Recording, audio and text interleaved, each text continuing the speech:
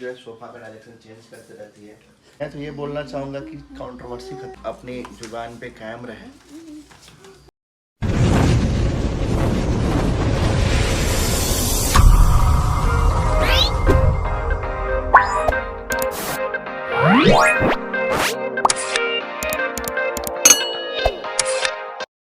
So guys यहाँ पे फ़िलहाल हम बेडशीट्स वगैरह चेंज कर रहे हैं। अभी फ़िलहाल दीदी झाड़ू लगा लेती हैं क्योंकि बेडशीट उतार दी हैं। अभी जो भी गंदा है वो निकल जाएगा साथी के साथ। और इसके बाद अब हम जाएंगे नहाने धोने। मेरा बिंदी है, हाँ है। नहाएंगे तो थोड़ा सा टाइम बच जाएगा, फिर हम लोग को खाना पीना में लगना है। और अभी फ़िलहाल यहाँ पे झाड़ू वगैरह सब लग रहा है, डस्टिंग वगैरह भी हो गया है। पैर क्लीन कर लो, तुम्हारा भी पैर गंदा होगा। मेरे पैर में तो इतना गंदा हो गया।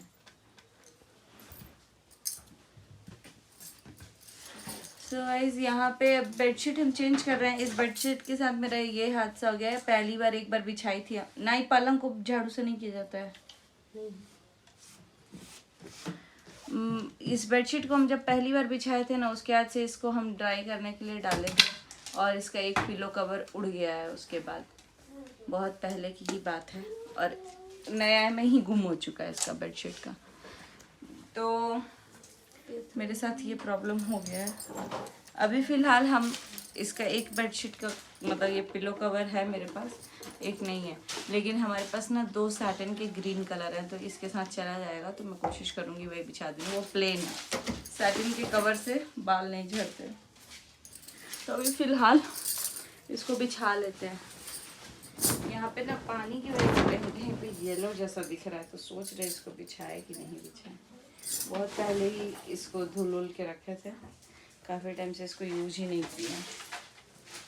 उसके बाद मैं फटाफट से अपना बेडशीट वगैरह बिछाई और इस रूम में इतना वेंटिलेशन होता है ना। उसके बाद मैं गई हॉल में देखने की बाकी सारा साफ सफाई। हाँ, ये वायर भी फेंकने वाला है, खराब है वो। तो गाइस फाइनली संडे को पूरी डीप क्लीनिंग होती है। आप लोग देख सकते हैं कि हमारा घर और मेरी वाइफ जो है सोफ़ा का डायरेक्शन चेंज करते रहती है। तो जब हमारा रेंटेड घर था तो बेड का डायरेक्शन चेंज होता था हमेशा। मैं ऑफिस से आता था तो कभी लेफ़्ट राइट मतलब कि साउथ छोड़ करके जहाँ इनको कंफर्ट लगता था दिन भर में वो करती थी। उसका मतलब कि कुछ होता नहीं था। लेकिन अभी मस्त लग रहा है। कैसा लग रहा है आप लोग कमेंट कीजिएगा कि हमारा सोफ़ा अभी कैसा लग रहा है। और फाइनली हमारी दीदी आ चुकी हैं यहाँ पे। लड्डू संडे यार, आज तो नो स्कूल। हाँ, होमवर्क करना है। होमवर्क कराएंगे बेटा, अभी थोड़ी देर बाद करा दें। पहले ब्रश कर लेते हैं, नहा लेते हैं। ओके ओके ना। बात होमवर्क करना। एक पैर सीधा कीजिए, पैर गंदा है, पैर पूरा डर्टी है। चलिए इधर सुनिए, इधर आइए, इधर आइए। तो मैं तो ये बोलना चाहूँगा कि कंट्रोवर्सी खत्म। और पतिदेव काम कर रहे थे इधर, वो भी झोल वोल झाड़ रहे थे क्योंकि एक तरफ मैं कर रही थी तो एक तरफ हम दोनों मिलके कर रहे थे। इसके लिए बोलना पड़ेगा कि मेरे पतिदेव सच में बहुत सपोर्टिव है। और संडे था तो तुलसी जी को हम लोग छू नहीं सकते थे। और वैसे दीदी जो है वो डीप क्लीनिंग करती है, तो यहाँ पे तुलसी जी को बिना छुए जो आसपास का था ना वो सारी चीज़ें हटा रहे थे। और यहाँ पे तुलसी जी को हमने बहुत सारी जगह रखा है लेकिन वो सूख उग जाती है। लेकिन इधर है ना, हम लोग घर 2 महीने के लिए चले गए थे बट फिर भी वैसे हरा की हरी थी। तो काफ़ी टाइम से ये अब रह गई हैं तो अच्छा लगता है। यहाँ पे पर्दा वगैरह भी ठीक किया हम लोगों ने, पर्दा क्लीन जो था वो वैसे सेट किया हमने।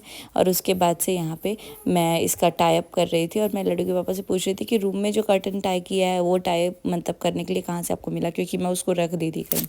फिर यहाँ पे वॉल पे क्लीन कर रहे थे। वॉल पे एक्चुअली क्या हुआ है ना, आद्या और प्राचित मिल करके कुछ कुछ चला दिए, बट हमारा जो पेंट है ना वो अच्छा वाला है। मतलब कि आप उस पर कुछ भी लिखोगे ना तो भी वो आप मिटा सकते हो, अगर कॉलिन से करो या सर्फ के पानी से करो।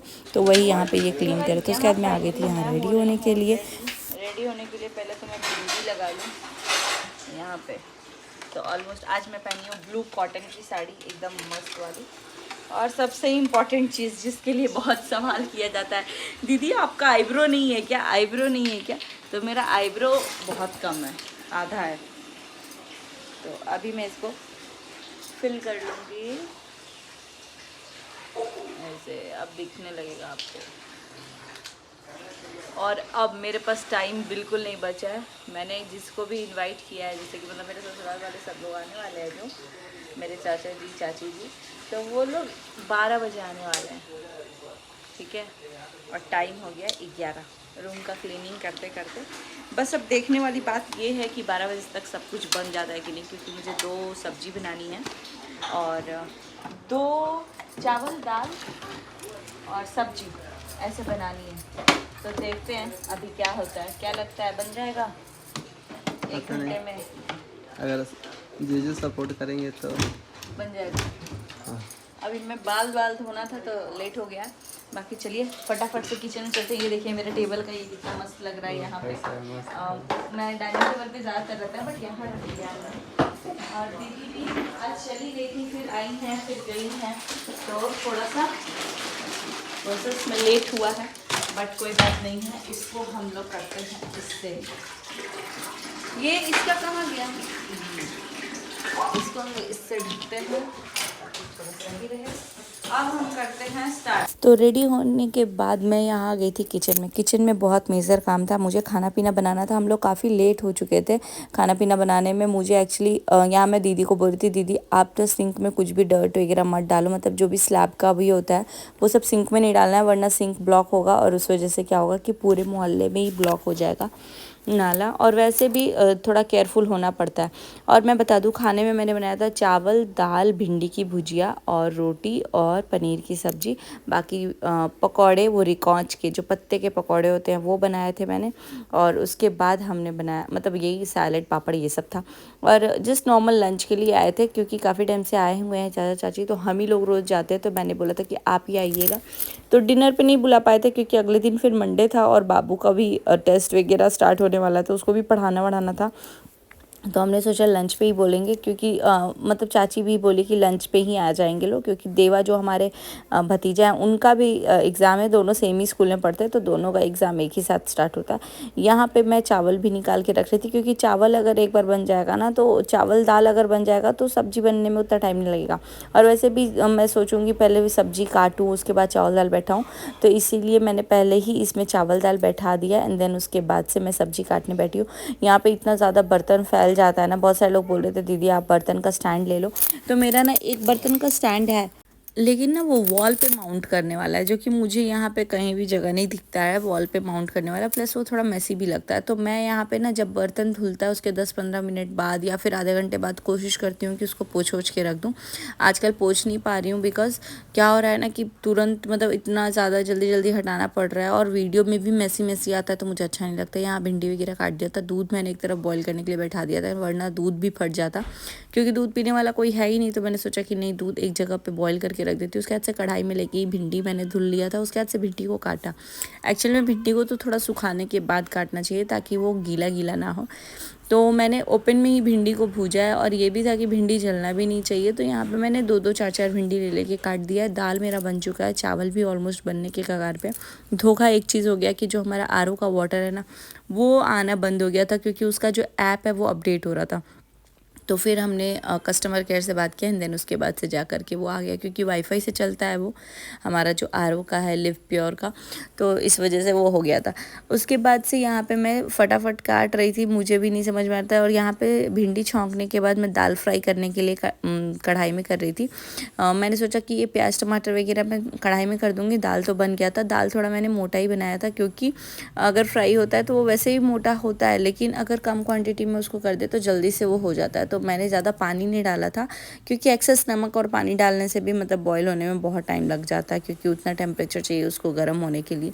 तो इसीलिए मैंने बनाया था और यहाँ पे बन गया था। फिर पतिदेव भी आ गए थे यहाँ पे हेल्प करने के लिए, तो मैंने उनको बोला, यहाँ पे वो घी डाल रहे थे तो मैंने ना ऑयल डाल दिया था पहले से और ये घी डाल रहे थे अलग से क्योंकि अच्छा लगता है। वैसे भी दाल हम लोग गर्म ही देंगे तो अच्छा लगेगा। यहाँ मेरा ना नाखून टूटा हुआ है जिस वजह से ना मैं लहसुन या प्याज कुछ भी छील रही थी ना तो बहुत छनछना रहा था।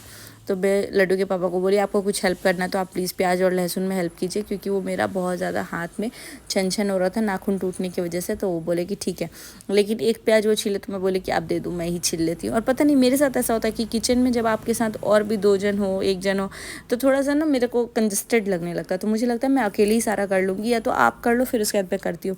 लेकिन यहाँ पर क्योंकि लेट हो रहा था तो ये सब ड्रामा नहीं चलेगा, तो इसलिए लड्डू के पापा आके मेरा हेल्प कर रहे थे। यहाँ मैं बर्तन वर्तन निकाल के रखी थी भिंडी बना करके, मतलब बनाने के बाद यहाँ पे ऑयल एक साइड में कर रही थी और मैं अपना बर्तन पूछ रही थी भिंडी निकालने के लिए। लड्डू के पापा ने दाल वगैरह निकाल दिया था। वो तो बहुत गनीमत है कि हम लोगों ने एक जग में पानी पूरा भर के रखा था, जिस वजह से ऑलमोस्ट में हमारा पूरा खाना बन गया चावल के अपार्ट। तो चलिए अभी आगे नेक्स्ट व्लॉग में दिखेगा कब कब कौन आया। इस व्लॉग को करते हैं यहीं पे, मिलते हैं बहुत जल्दी नेक्स्ट व्लॉग में। Bye till then, take care, see you soon in next vlog. और बहुत जल्दी सब लोग आ जाएंगे तो होपफुली आप लोग बहुत प्यार देंगे। और यहाँ मैं पनीर के लिए प्याज काट रही थी, कोई ये ना बोले पनीर नहीं बनाया।